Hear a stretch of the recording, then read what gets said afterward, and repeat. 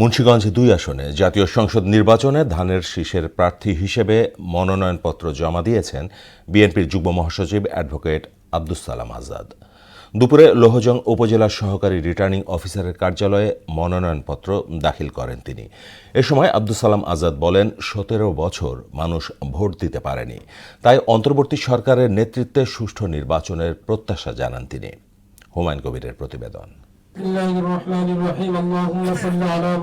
মুন্সিগঞ্জ ২ আসনে ধানের শীষের মনোনীত প্রার্থী অ্যাডভোকেট আব্দুস সালাম আজাদ লোহজং উপজেলা বিএনপি কার্যালয়ে বেগম খালেদা জিয়ার সুস্থতা কামনায় মিলাদ ও দোয়া মাহফিলে অংশ নেন।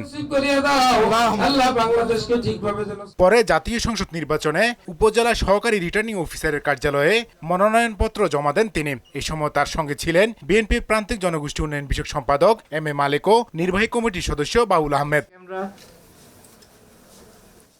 এই সময় গণমাধ্যমের সঙ্গে কথা বলেন আব্দুস সালাম আজাদ। ভোট ও গণতন্ত্র প্রতিষ্ঠায় শহীদদের আত্মার শান্তি কামনা করে অবাধ ও সুষ্ঠু নির্বাচনের প্রত্যাশা করেন তিনি।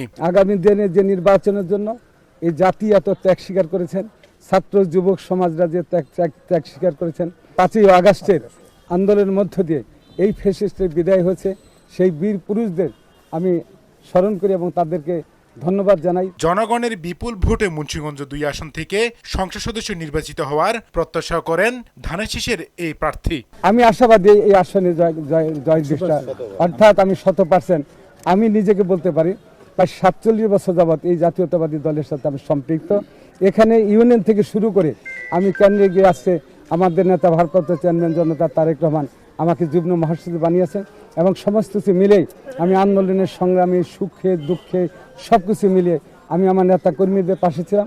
সুষ্ঠু নির্বাচন আয়োজনে প্রশাসনের পক্ষ থেকে সব ধরনের প্রস্তুতি নেওয়া হয়েছে বলে জানান উপজেলা নির্বাহী অফিসার ফারজানা ববি মিতু। ত্রয়োদশ জাতীয় নির্বাচন এটা সুষ্ঠু, অবাধ এবং একদম নিউট্রাল হবে। এর বাইরে আসলে আমাদের আর কোনো নির্দেশনা নাই।